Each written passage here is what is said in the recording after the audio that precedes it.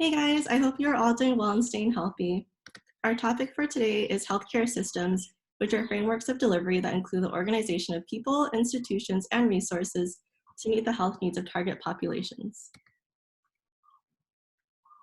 This encompasses a variety of organizations including, but not limited to, hospitals, home health agencies, clinics, ambulatory care centers, hospice, skilled nursing, assisted living, schools, providers' offices, and many more. The topics we will be discussing about are healthcare services, healthcare disparities, evidence-based practice, social, political, and economic changes, and Medicare and Medicaid. The interrelated concepts are infection control, safety, health promotion, psychosocial integrity, health policy, collaboration, and ethics. Healthcare services include different levels of care that range from preventative care to continuing care.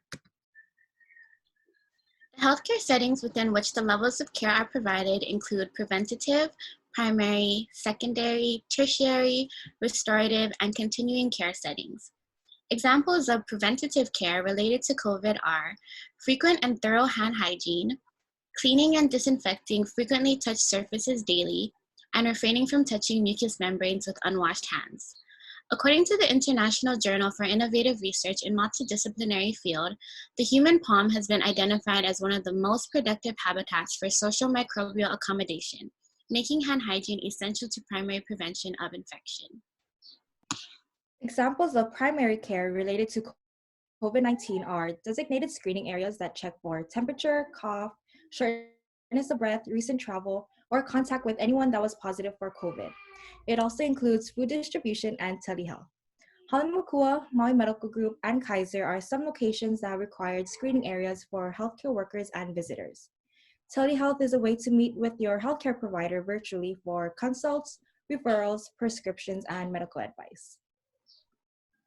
Examples of secondary care related to COVID-19 include drive-through diagnostic testing, which involves an upper respiratory assessment and antibody blood test, which check to see if you have been exposed to the virus.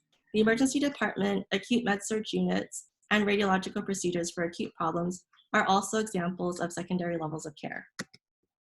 Following secondary is tertiary care. Due to COVID-19, the ICU has had an influx of patients requiring close monitoring and advanced technologies such as mechanical ventilators. After tertiary care comes restorative care. This includes home health, rehab centers, and skilled nursing facilities. If a COVID patient is discharged from the hospital before discontinuation of transmission-based precautions, they are to be kept in isolation at home until they are cleared.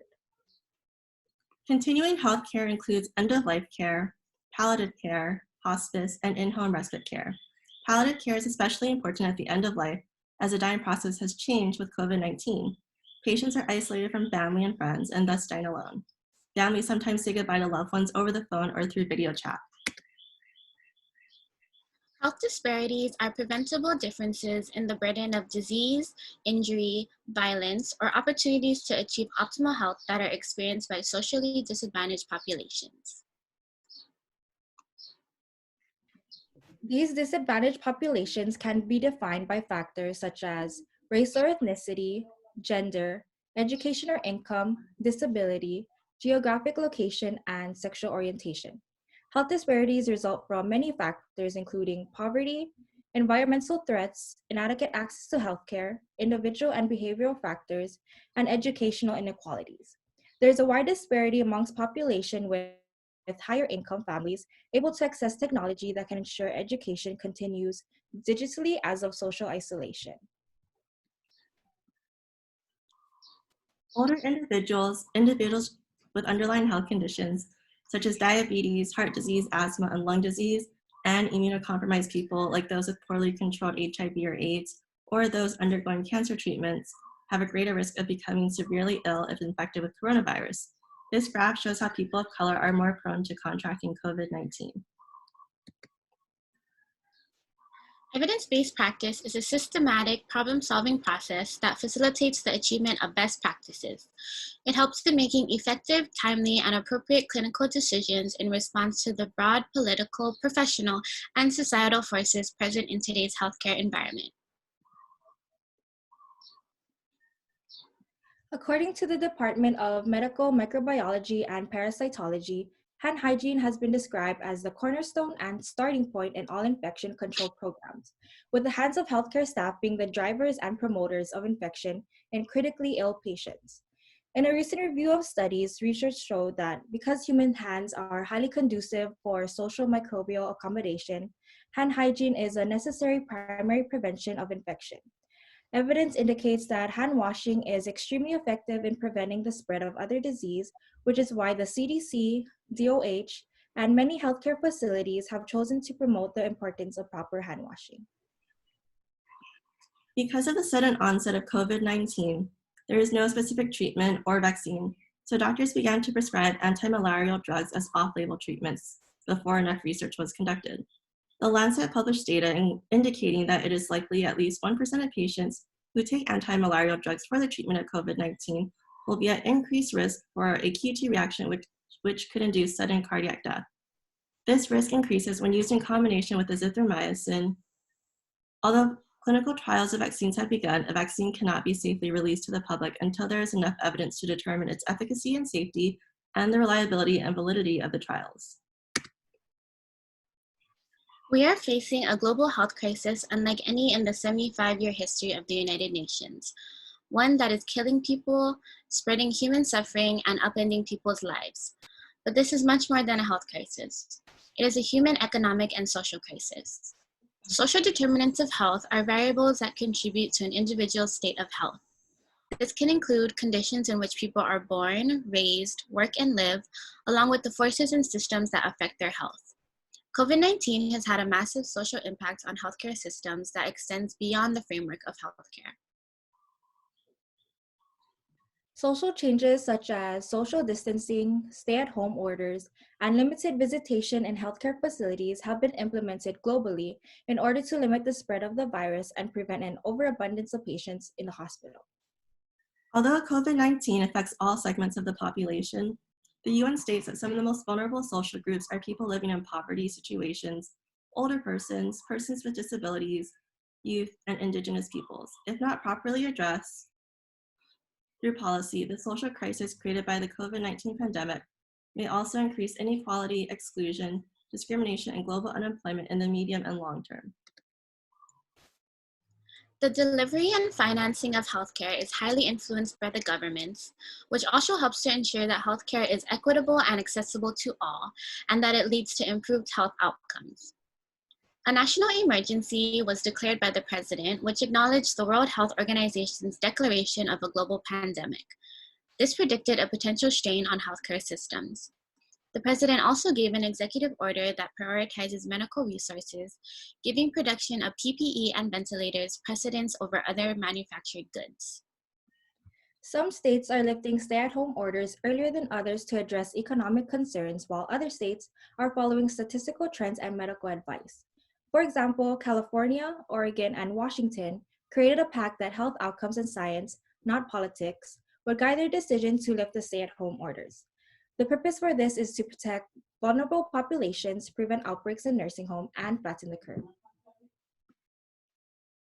Healthcare economics focus on how scarcity and finite resources are handled. Since resources are limited and unlimited demands cannot be met, it is becoming necessary to address the allocation of limited resources amongst unlimited demands. Healthcare economics also involves the availability of resources, financing, and payment mechanisms. Governments, international agencies, and health systems have an obligation to ensure adequate provision of health for all. However, in a pandemic, health systems have to set priorities and ration resources, leading to devastating decision-making that can be ethically justified. Decisions include choosing who gets access to hospitals, ventilators, and medications. WHO and CDC recommend that all U.S. healthcare facilities adopt PPE contingency strategies in anticipation of shortages.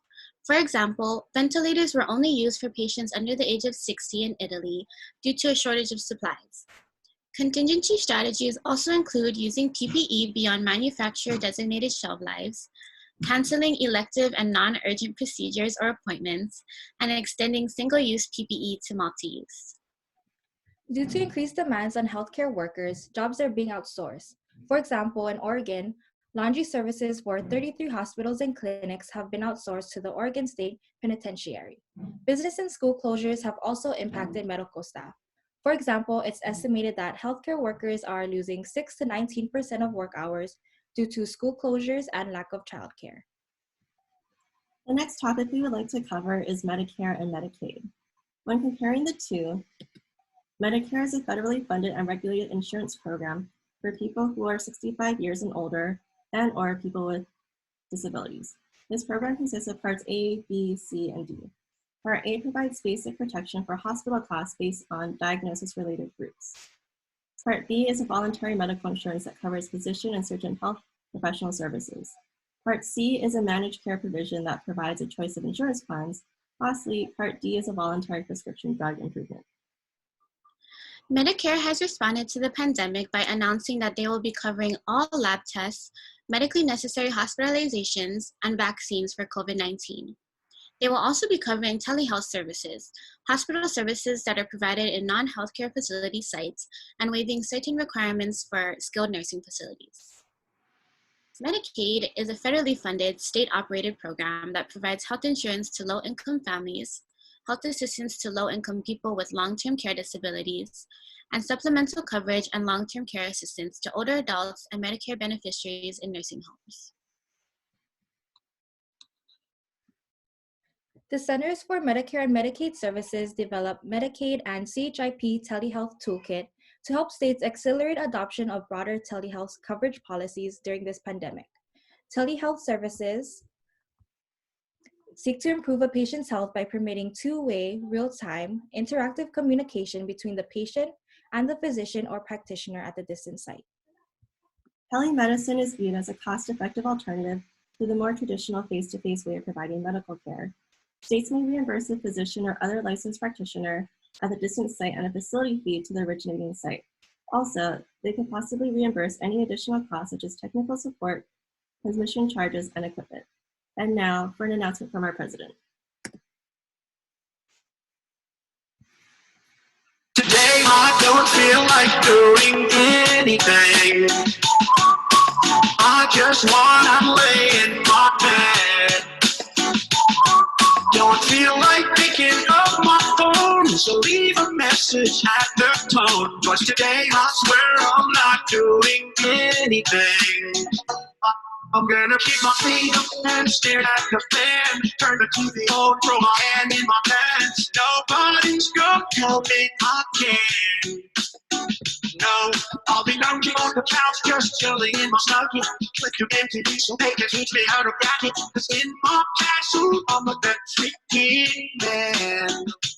Oh, yes, I said it, 'cause I can. Today I don't feel like doing anything. I just wanna lay in my bed. Don't feel like picking up my phone, so leave a message at the tone. 'Cause today I swear I'm not doing anything. Nothing at all. Stay home, please stay home. Nothing at all. Stay home, please stay home.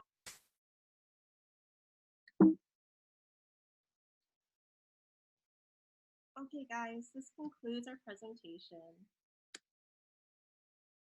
We miss all of you, and we hope to see all of you in person soon.